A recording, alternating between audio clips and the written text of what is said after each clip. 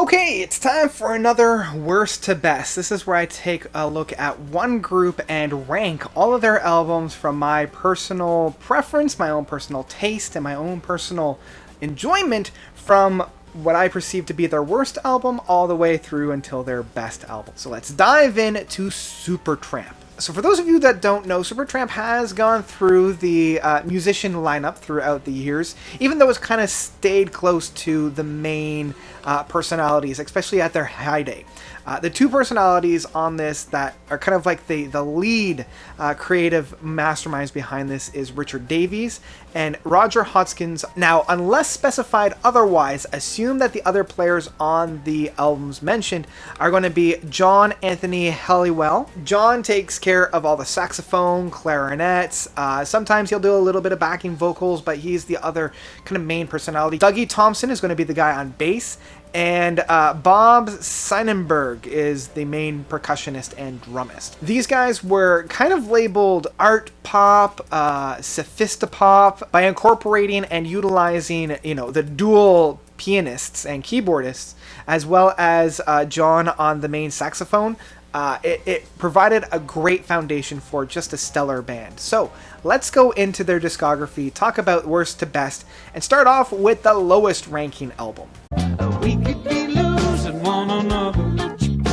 So, to start us all off, Roger Hodgkins is not found on this album, and Dougie on bass has also left us at this point to be replaced by Cliff Hugo. Mark Hart also joins within this. He was featured on a few of the other albums to kind of help reinvigorate the band with Roger's departure, and joins at this point as a permanent member on this as the studio guitarist. I do enjoy the smooth jazz and blues direction that the guys had gone. Because of this shift in style and sound, it does become a little bit boring and a little bit less creative. And this album really feels the runtime on this, and the runtime mixed with not a whole lot of variations within the songs here, which doesn't provide a unified feel, provide the biggest drawback to this album. It is a slog to sit through the entire runtime of this, even with a little bit more of those jazzy sessions as we found on Sooner or Later. We're not like solely in the hands of Rick Davies on here. We do have Mark singing Listen to Me Please, Sooner or Later, and Give Me a Chance, which was that nice kind of touch up that I feel that we need. I wish that the subject matter on some of these songs were a little bit more, more original. Most of these songs on here are love songs in one way, shape, or form, and the lyrics that are found on here are less than original. Unlike any other albums that are produced by this band, this album didn't have any real hitters. Like at least some of the other albums that I'll be talking about very, very soon, they at least had one or two really staple, meaty songs on here. But even with the single of I Win, You Lose, it's got that bluesy title, but it just feels bland and unoriginal for the time. Even that big, epic Say What doesn't feel all that original or inspiring, and you have to get through a lot of duds in order to get to it. And once you're there, even though it does have a little bit of new energy, it just doesn't really hit all that well. Let's move forward and find out what the next album is. Okay, so we're looking at the one that came out just before Some Things Never Change, Free as a Bird. Released in the great year of 1987, this one does have the leg up in being a little bit on the shorter side. They are still using Mark Hart as kind of a session guitarist on here, as well as Marty Walsh. So the two are kind of doing their own little session gigs, but they're not really a permanent fixture on the band yet. And this album is fine, but nothing really more than that. It feels something as you would hear in a hotel lobby or some kind of a resort where they're playing non-offensive filler music to pass the time. It has a little bit more energy than Some Things Never Change, even from that first song of It's Alright. And it's odd that a lot of these songs aren't all that original even between themselves. Where I Stand With You is essentially the same track as It Doesn't Matter, it's just sped up a little bit. And this album also suffers with one of the main drawbacks that Some Things Never Change did, and that is that most of these songs are love songs, and again, it's not overly all that original in terms of subject matter. It doesn't really have any real identity outside of a little bit more of the fun, smooth jazz, but That's about it. But this album does have some really fun moments. Otherwise, it'd be at number 11, or the worst album on here. It's Alright, being a really fun track. I'm Begging You and An Awful Thing to Waste are energizing and fun. But that's about it. Like, those guys are fun, but nothing more than that. And yeah, it really doesn't stand on its own. The other main reason why this is where it is above Some Things Never Change is that it's a lot shorter. It's only like 44 minutes worth of music as opposed to over 60 minutes worth of music. So let's move on to the next one. Your papa don't mind. Number 9, Indubitably Stamped, their second album from 1971. This album has not aged well. Whew. Yeah. So we have a little bit of housekeeping within this album. Some of the band members are a little bit different in here. We have Dave Winthrop on flute, sax, and he also sang Potter, which I'm going to leave that at the door. We have Frank Farrell on bass and Kevin Curry on drums.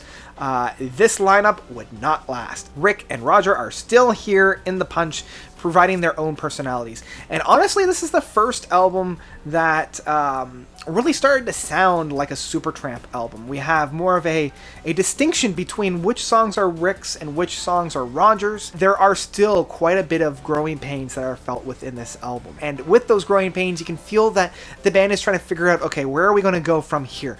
And you do have styles all over the map on this one. The second track of Traveled definitely feels like a Crosby, Stills, Nash & Young song if you were playing it through the lens of a very early Yes. Rosie Had Everything Planned sounds like a Simon & Garfunkel or a Hall & Oates type of a song.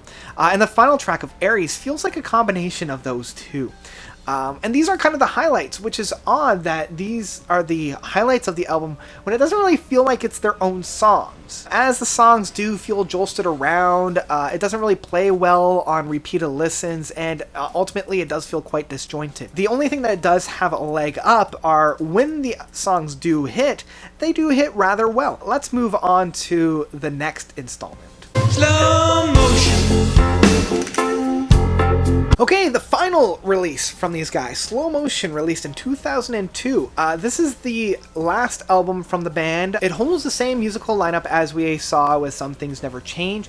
One of the main advantages of this one, again, well over Some Things Never Change, being the shorter runtime, just over 44 minutes. This album also holds quite a number of really great tracks that are sorely overmissed. Be In Your Bonnet is probably my favorite track off this album, and I love the groove, I love the ebb and flow, that little hook near the end point on this track just makes me happy.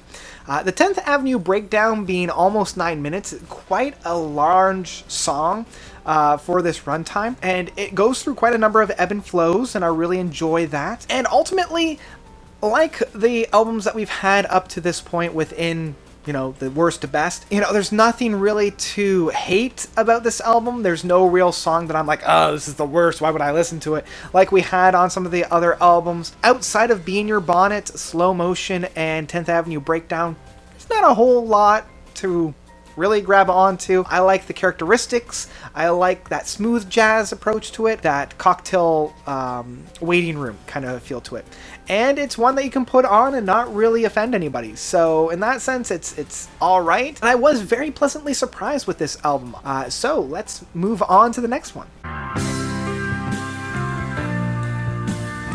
Okay, their debut album, which released in 1970, just self-titled, was Supertramp. Oddly enough, this album feels quite a lot like the UK rock, psychedelic rock that we heard within that era, but 3 or 4 years a little too late. Like, this is doing things that early Yes, early Floyd, and early Genesis was doing. It even ends the album on a very, very long track, very being 12 minutes, of Try Again, a very great proggy piece. One of the main drawbacks is it did come a little too late on providing this musical soundscapes, and it's no wonder that the band didn't really pick up on that. This album is also very unique in having all band members start with the letter R, as we already have Rick and Roger, but we also have Robert Miller on drums.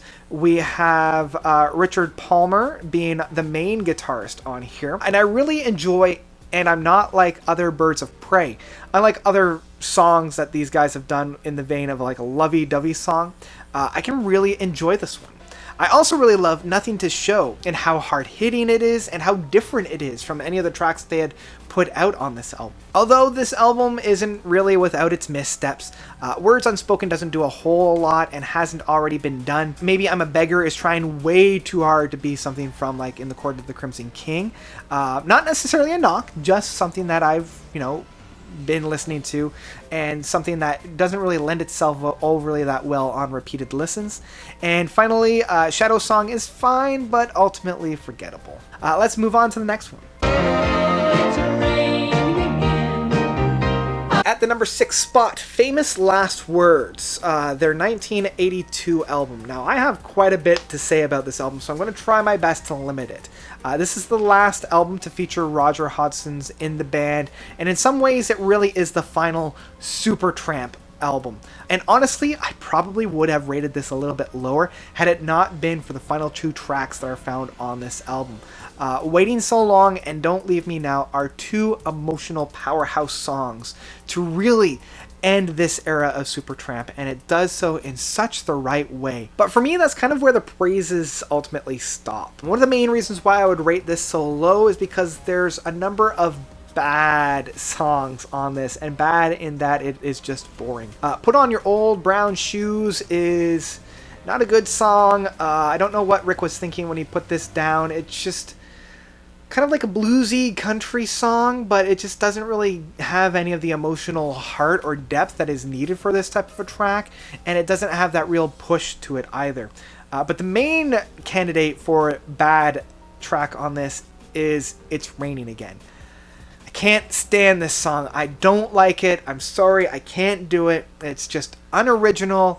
It's boring, it's bland, and I always want to skip it whenever it comes on. The fact that they used It's Raining, It's Pouring, The Old Man Is Snoring twice in this song, I'm like, really guys? Really? Bah! The rest of the songs are just kind of fine.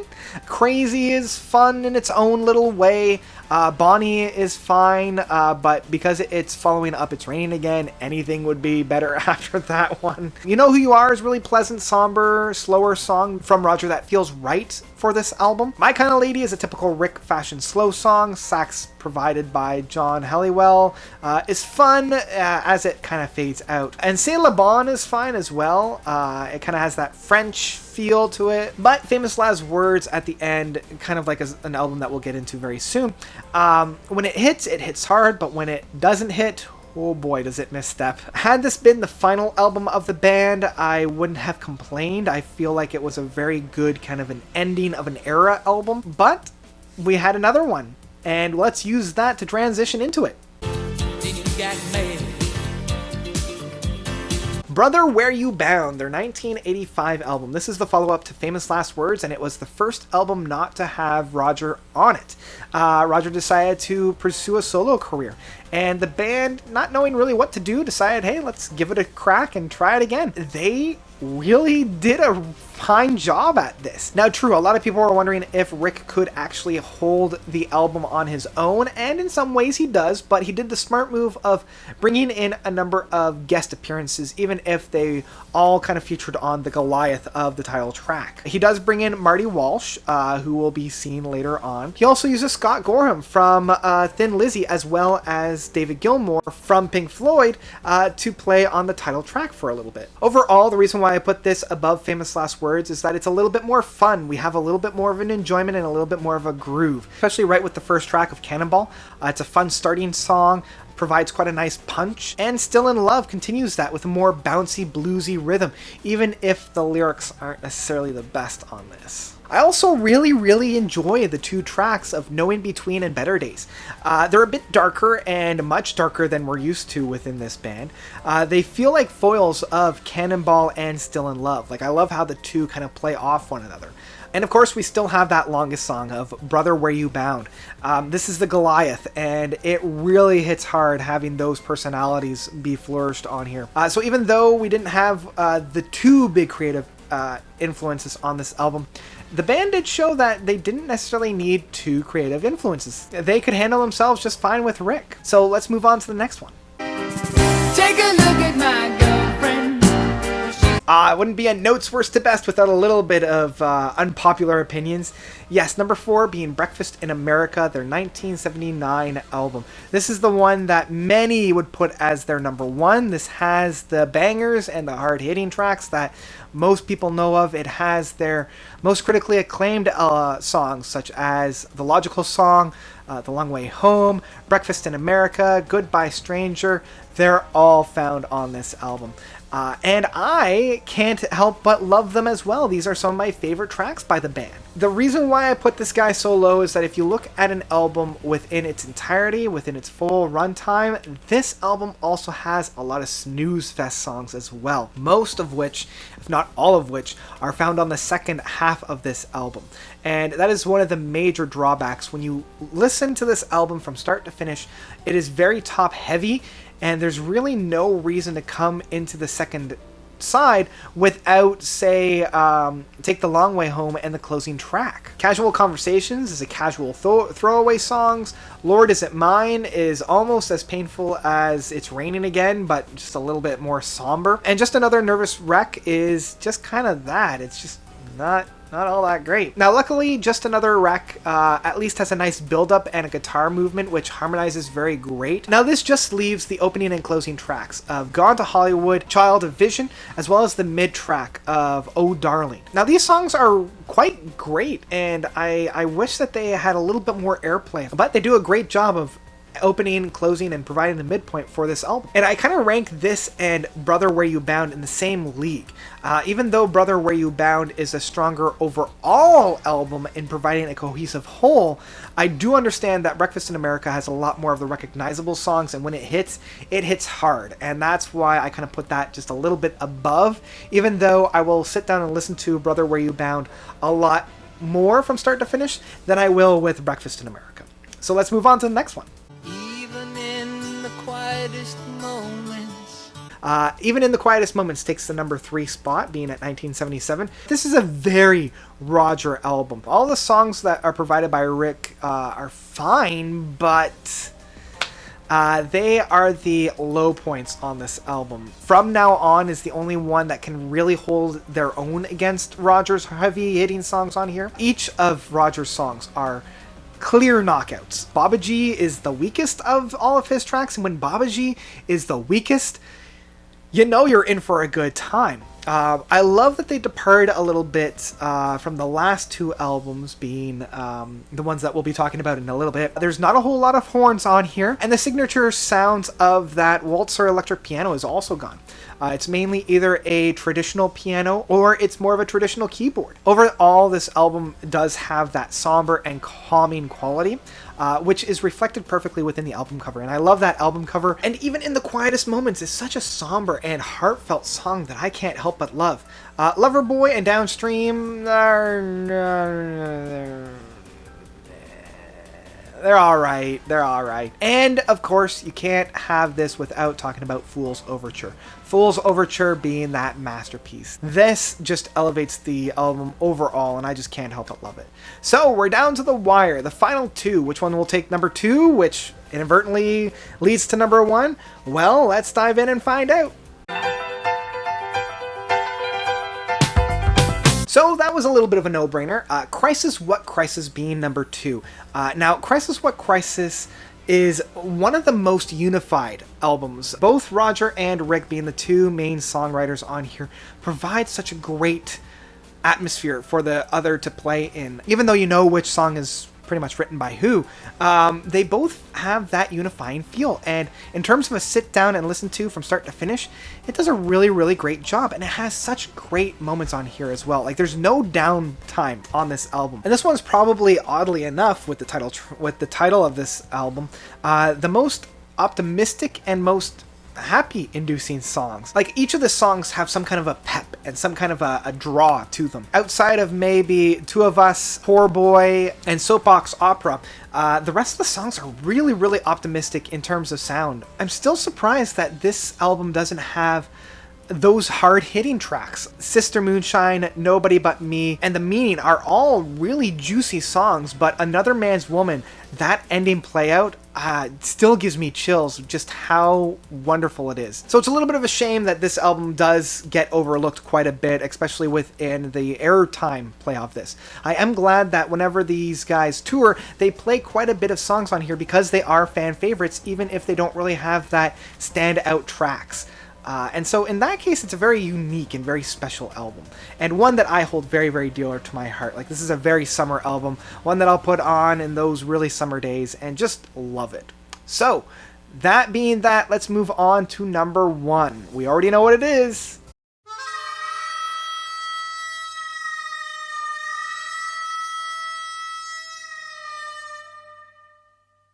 Crime of the Century. Their 1974 release. Now, this guy is the one that solidified the lineup that I had mentioned at the very beginning. This was the one that would see them all the way through until Famous Last Words. And this one is the start of like that 5-album just Goliath of Crime of the Century, Crisis What Crisis, Even in the Quietest Moments, Breakfast in America, and then finally Famous Last Words. Those 5 albums. And it's such a huge jump from Indebitably Stamped to Crime of the Century of just how much the band grew in such a short amount of time, providing this masterpiece is the best way to put it.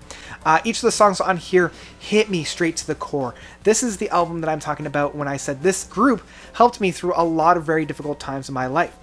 School, just providing that harmonica right at the beginning to just cut through the darkness, because overall this is a very dark album. It's deceivingly dark, not just the tones but sometimes in the subject matter. Bloody Well Right being that punch in the face that you need after school's been out, and Asylum being that am I crazy, what is sanity, what's going on here. Rudy providing such a great hit as everybody is listening, being that very somber approach. And then finally the songs that I hadn't mentioned, Crime of the Century. I love that play out. That play out where it's slowly adding more and more and more. This was one of the first introductions that I had as a kid growing up to the concept of a progressive song, one that kept building and building. Dreamer being the biggest standout track from any album other than Breakfast in America. And finally, the one that I hadn't mentioned, Hide in Your Shell. Now, I know that was a big whirlwind, and that was all going from memory, but Hide in Your Shell is such a personal song for me. It really captured what I felt as a teenager, and that song helped me so much growing up, more than almost any other song that I can think of, within the subject matter, within the lyrics, and within the actual song as well. It just overall just a great piece of music. It broke new ground for the group. It put them on center stage. It catapulted them into fandom. And I can't help but gush and love about this album. It is one of those very, very few albums that is perfect. Every single note on this album is perfectly placed. And one that I go back to whenever I need to pick me up. And I think that's where I'm going to leave it there, because I recognize this is a very, very long episode, even though there are only 11 albums on here. But I wanted to make sure I covered everything. So that's about it for me from Supertramp's Worst to Best. How would you rate their albums from worst to best? Let me know of your own ranking by commenting down below. Thank you guys so much for watching. Oh boy, this was a long one, but I'm glad for those of you that stuck out until the end. Thank you so much for doing so. And really, that's it from me. All right, until next time, notes out.